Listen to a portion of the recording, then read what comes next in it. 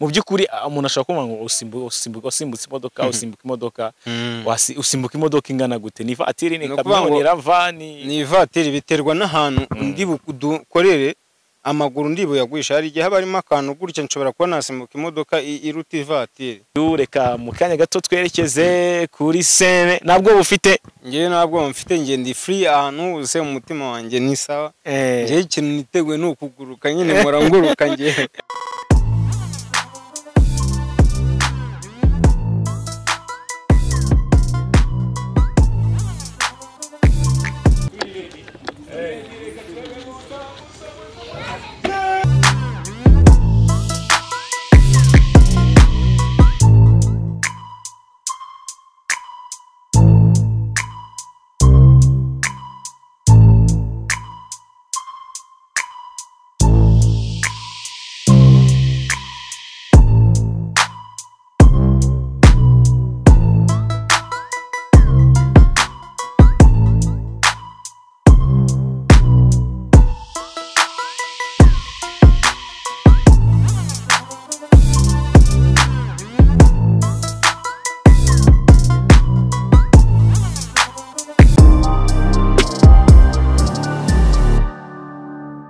Yes, reka nkomeze mbashimire cyane mwese mukomeje gukurikira Iris TV. Reka twizere ko mukomeje kugubwa neza.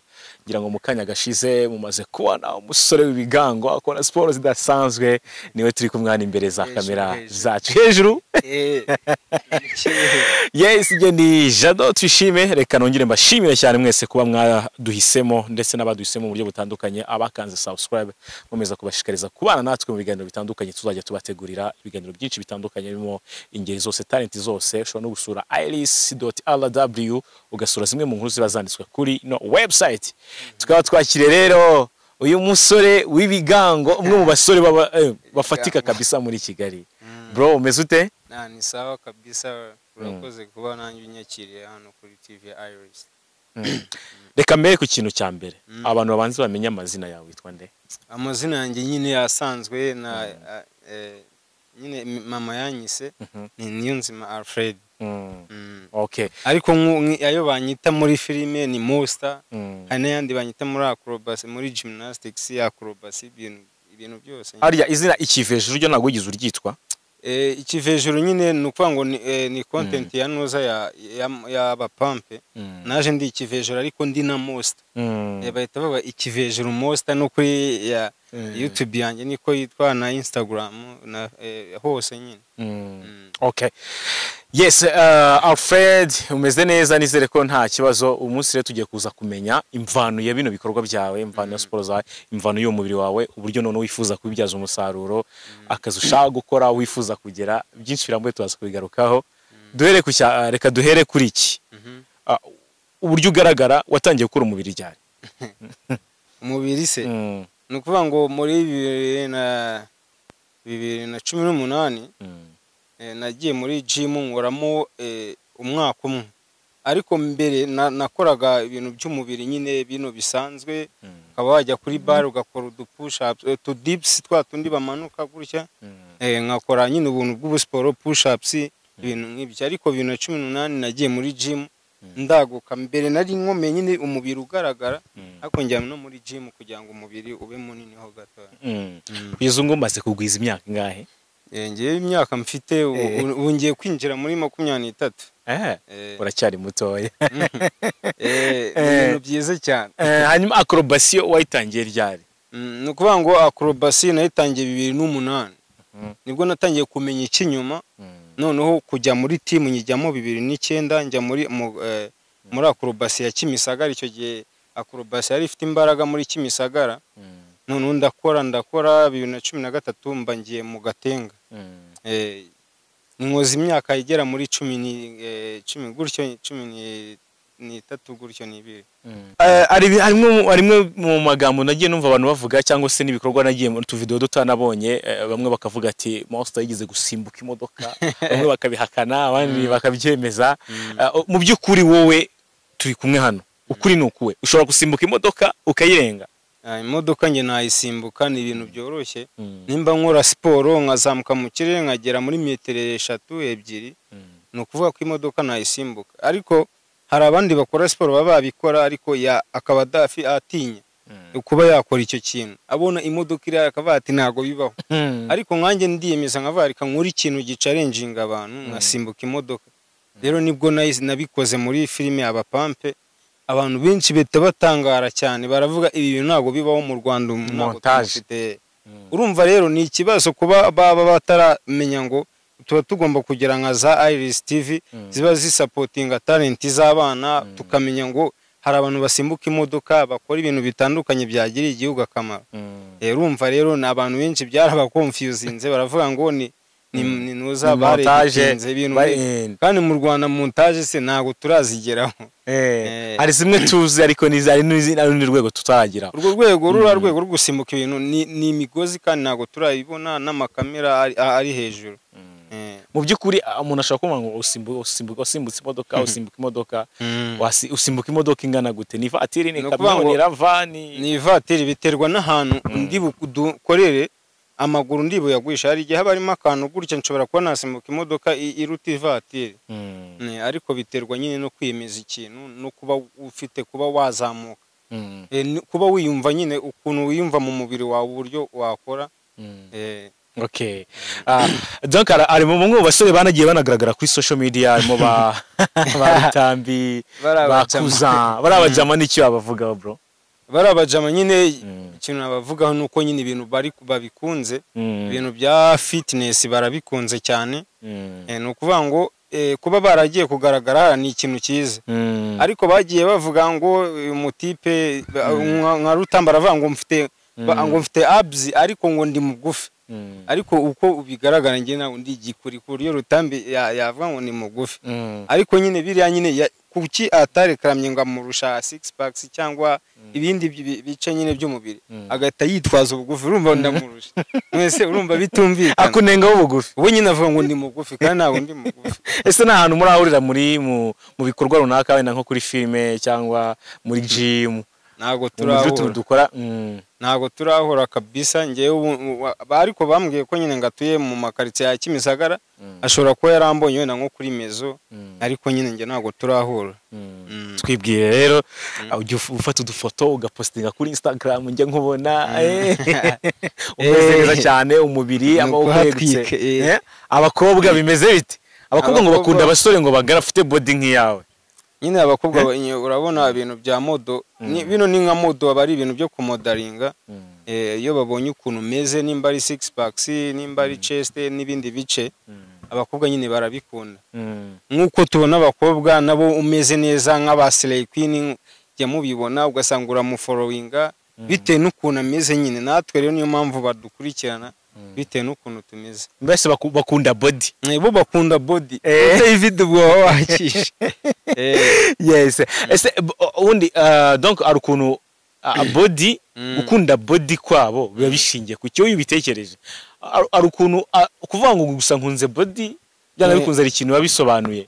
No kuvuga ngo aba muri iyi minsi ukuntu bimeze, aba Slay Queens bakunda nyine, nuko turabizi muri iki gihe abakobwa basigaye bakunda nyine mu buzima busanzwe, nuko haje iterambere bikazamuka. Ubundi umukobwa yakundaga umuhungu ufite ibintu ugaragara neza.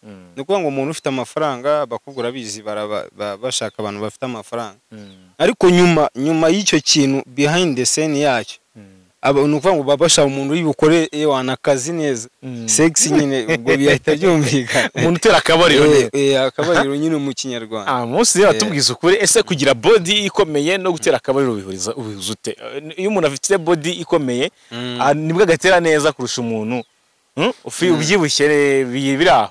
Biterwa, hari igihe aba ari umuntu unanutse uba wabikora, hari n'igihe aba ari umuntu ubyibushye wabikora nyine. Bavuga ngo ufite inda n'iki, biterwa n'amaraso y'umuntu, imbaraga umuntu afite karemano. Ni ukuvuga ngo zino body, kuba umuntu yavuga ngo yazanye body afite agatuza n'ibiki, biriya ni ibintu uba warashatse, ntabwo ari ibintu uba waravukanye. Ni ukuvuga ngo rero bituruka ku mubiri w'umuntu, mu maraso, imbaraga afite mu mubiri nizo zituma akora sexy neza, cyangwa ngo atera akabariro neza mu Kinyarwanda uko twabivuga. Okay, sasa reka bimwe mu bintu mu magambo, mu tugambo twiza reka muri ko mbivuga wagiye wandikirwa n'igitsina gore cyangwa se abakobwa kubutewe nuko bakubonye n'ibiki? bashimaga iki bagushima hari abantu nyine b'abaderanzeri abaderanzeri baba kuri nuza kuri Instagram nyine ugasanga umuntu arakwandikiye ngo yagukunze ibintu byinshi cyane ngo sweet ibintu bya sweet nabajya bagusaba ngo muhure se ahantu pemene abantu ngewe abantu benshi basabye duhure ariko nyine hari igihe ubona umuntu ukabona nta kintu ari bukumarire ariko kujyana mu bintu bitandukanye n'ibyo ukora ugasanga rero ntago byahura ariko ari umuntu uvuze duhure tuganire ibintu bigende neza biba ari byiza akaba yagusapotinga cyangwa akaba yakugira n'inama mu bintu ukora akaba bifiteho nka experience ibyo biba byiza ariko umuntu akaza akaguhamagara ngo urabo ngo ngwino duhure muri hoteli ibintu bya hoteli kandi urumva haba hari gushya wumva igikurikiye ntabwo biba byoroshye iyo umuntu avuze hoteli nyine ubwo uhita ubyumva ntabwo tuba toroheye ntabwo muba mworohewe ese Monster umaze imyaka ingaha wubaka umubiri ubibaze wenda igihe watangiriye bueno kubaka umubiri kuba ngana gutya nakoze nkuko nabivuze nagiye muri gym ngewe nkora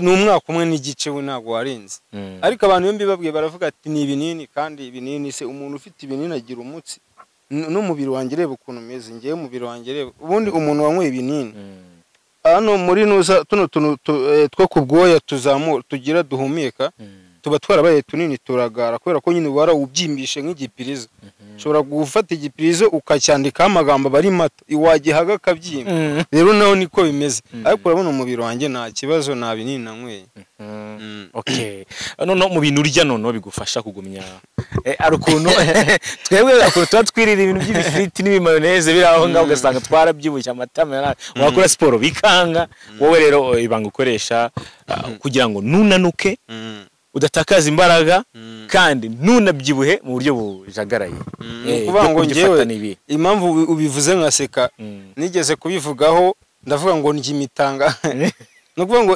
iranuze kuvuga ngo ndya imitanga no kuvuga ngo ibiryo mbandya ntago ari ibiryo birimo umunyu mwinshi cyangwa isukari nyinshi ubu ngubu ngiye kunywa wenda nk'igikoma na sukari ngiye nshyiramo ibiryo ntago nshyiramo umunyu mwinshi ariko bibaye na ngombwa nanabireka ni ukuvuga ngo ngewe nkora ibiryo byanjye kubera ko muri siporo zacu gymnastics dukina mba mfite nuza ngenderaho pyramid food urabona pyramid food haba harimo vegetables fats ariko ibira bintu by'amavuta hari ibyo ngena nirinda nago yose nyuzuza kubera ko siporo iyo uriye amavuta menshi wenda tuvuga ifiriti ucika intege mu bintu ukora niyo mpamvu ujye kubona umuntu ubyibushye wari ibintu byinshi usanga nta mbaraga bafite nk'umuntu unanutse wenda twafata nk'urugero abagande uzarebe muri athlete cyangwa muri Kenya usanga ari abantu bumutse ntabwo ari abantu barya amavuta ibintu barabito nimba ari inyama zirya zitogosheje atashyizemo amavuta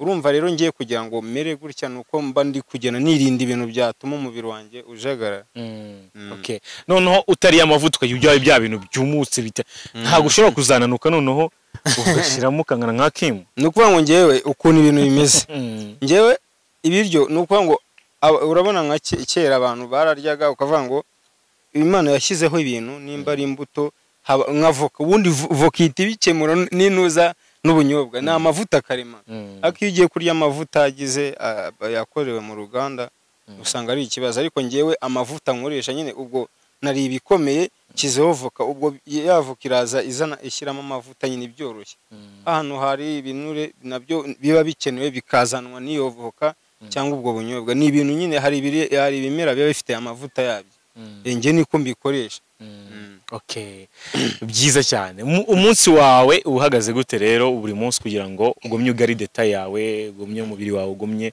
ugaragare nk'uko ubishaka ubundi ngewe ukuntu umunsi wanjye ukuntu umeze mu gitondo ndabyuka nkakora abdomino namara gukora abdomino nkajya muri siporo nkashaka press y'ahantu nko wansanze hano nkaba naza nkahakorera siporo namara kurangiza siporo nkataha nkagenda nkakaraba nkarya nkaruhuka nkaryama nkaza kubyuka nsoma wenda nk'igitabo cyangwa nkiga ibintu bya siporo zino siporo dukora nkigaho ibintu kugira nyine ni ibintu biba bisaba ngo byige narangiza gusoma nkahita nimugura nkakora za petit poids cyangwa izindi push ups nuko umunsi wanjye uba umeze. Nazirangiza nkasoma namara gusoma nkarya nkakaraba nkaryama. Okay. Bamwe mu bagabo bakwinspira inspiration bitewe na nuza na industry urimo gymnastic, gukora umubiri, fitness. Ni bandi uvuga ati byibuza abantu mbona barenze bafatira icyitegererezo. Nukuvuga ngo muri nuza kuko nge imikino myinshi nge ndayizi. Hari umukino bita calisthenics, ni umukino urabona zino bare ujya ubona z'ibyuma ugasanga bya bikoresho biba biri ahantu. Wenda twafata nk'urugero kuri mezo cyangwa rafiki, usanga abantu bari kwitendekaho ibintu nk'ibyo. Iri mu buryo bwa calisthenics, ariko no muri gymnastics harimo ibyo bintu. Ni ukuvuga ngo ngewe ukuntu bimeze, abantu bakora zira siporo ngewe nzikora, nanjye ndazikora. Ni ukuvuga ngo muri izo siporo nkora biravanze, ni ibintu byose birimo nkora muri izo siporo, yani abari ya gymnastics, calisthenics, ni byose. Ariko abantu banyinspira muri body, muri fitness, nyine ibintu bya body builder, harimo umuntu bita Ulysses n'umuntu bita Simeon Panda. Ariko Simeon Panda we bajya bavuga ngo turasa, abantu bakanga ngo turasa ko nyine na body ukuntu zimeze ziba zijya kumera kimwe. Ariko ngewe nago abantu bajya banyinspiringa cyane muri body fitness. Ngewe muri gymnastics harimo uwa mbere ku isi muri gymnastics bamwita Simon Biles. Ni umunyamerika kazi, ni umwirabura ariko nyine afite ubwene gihugu. Ni umunyamerika kazi, ni umugore, ni uwa mbere nk'ubu ngubu gutya ameze, andusha kuba ankomeye. Naramubonye ari igifoto nabonye, afite akaguru nanjye mba ndi kuba ati uriya mugore nanjye ndamutinya. Ni ukuvuga ngo uwundi wa kabiri ni umugabo, ni uwo muri Korea bamwita Kohe Uchimura. Hari n'abandi benshi cyane. Ni ukuvuga ngo ngewe abo bantu nibo banyinspiringa, mvuga ati nshobora kugera kuri urwo rwego. Nko muri gymnastics kuko nicyo kintu mfokasingaho cyane. Kuba umuntu yagera muri Olympic ni ibintu ni ukuvuga ngo ni nka nuza, ni nka twaba tubrandinze igihugu cyacu. Ahubwo igihugu cyacu nuko baduha ibikoresho, ubumenyi turabufite, skills zirahari zuzuye, ahubwo equipment dukoreraho ntazihari. Rero icyo kintu kibaye umuntu yabikora neza. Ariko hari n'indi project nari mfite, nashaka gukora ya gymnastics, bino bintu bya tourism. Nkaba nazana hari amakampo ajya aba, amasama kampo ajya aba, ku buryo watumira abantu bo hanze bakora gymnastics ukabahamagara. Ariko ntabwo wabahamagara utazwi, federation yanyu itajya muri competition ngo bakumenye. Kuba wahamagara abantu ukaba invitinga bakaza hano mu Rwanda, ukabana bajyana no muri tourism. Urumva ni project yaba nziza, badusapotinze muri gymnastics, twagenda dukora ibintu byinshi byagirira akamaro u Rwanda. Ushobora kureba ukuntu ngana, ushobora kureba uburyo byagutwaye igihe, energy nyinshi kugira ngo ufite umubiri mwiza gutyo, ariko akibaza se kuba nkufite uburyo bw'amafaranga bizanyinjirize gute? Wenda nk'uburyo bwo inspiration abantu iyo ubitekereza uburyo ushaka kubyaza umusaruro mu bwawe kandi no kumenya umva nyine ari gute wabyara umusaruro. Ni ukuvuga ngo muri nuza, muri siporo yanjye nyine niyo yatumye mba naba ameze gutya. Ubundi nta nubwo nari kumera gutya, nuko ari inspiration ya coach nyine, coach Patrick yaje kudutraininga gymnastics. Arambwira ngo ugomba kugira umubiri munini kugira ngo siporo uzazikore neza.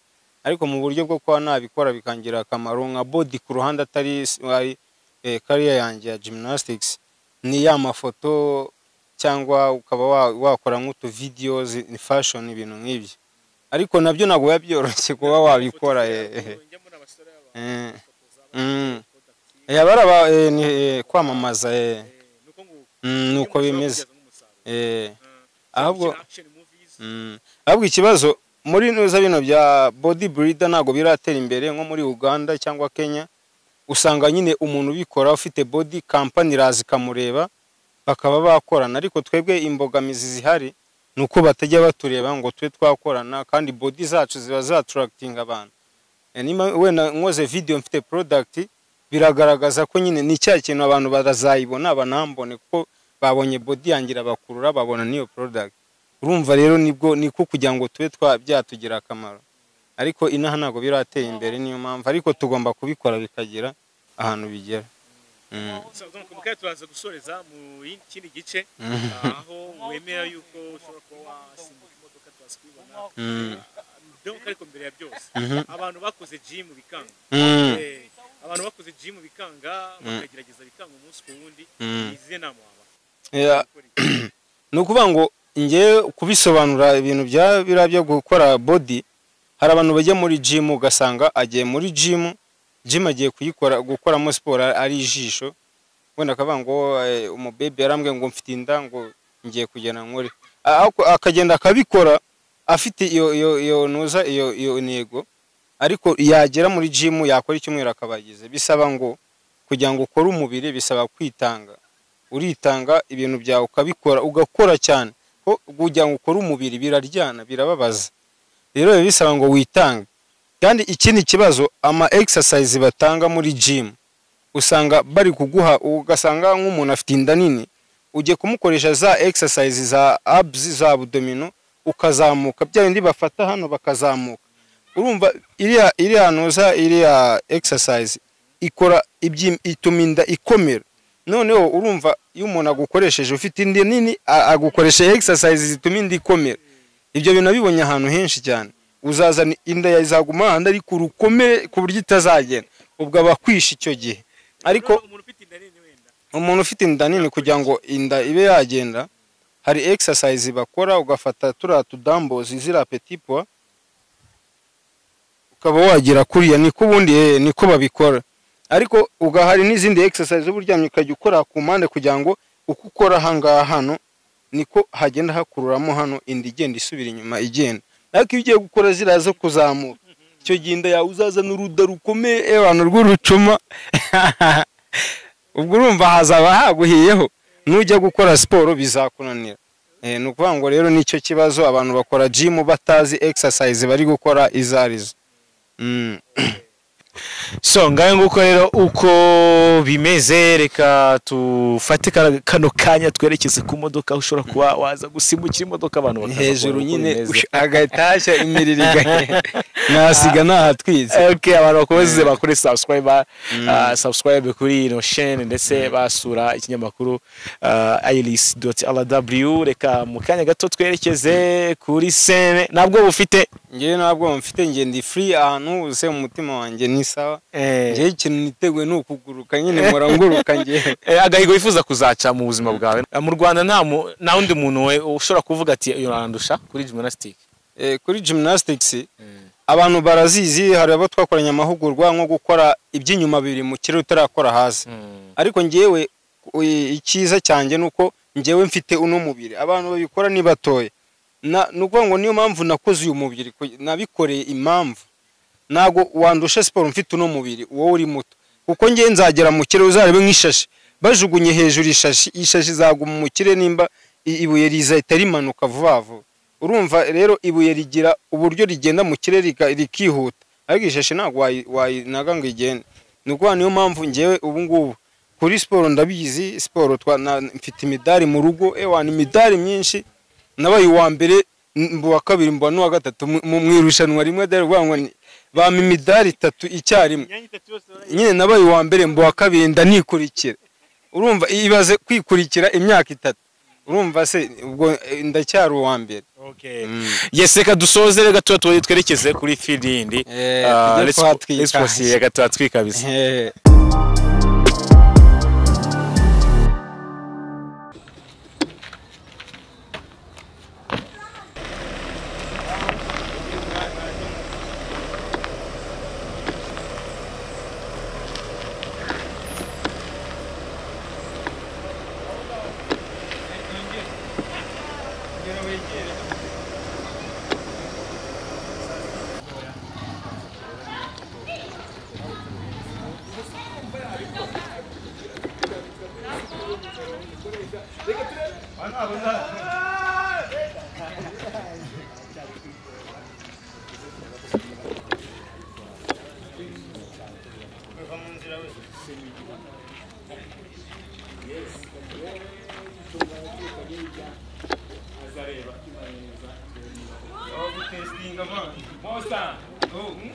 ntabwo ufite no gutestinga ahantu ntabwo ari ugupfa guhubuka.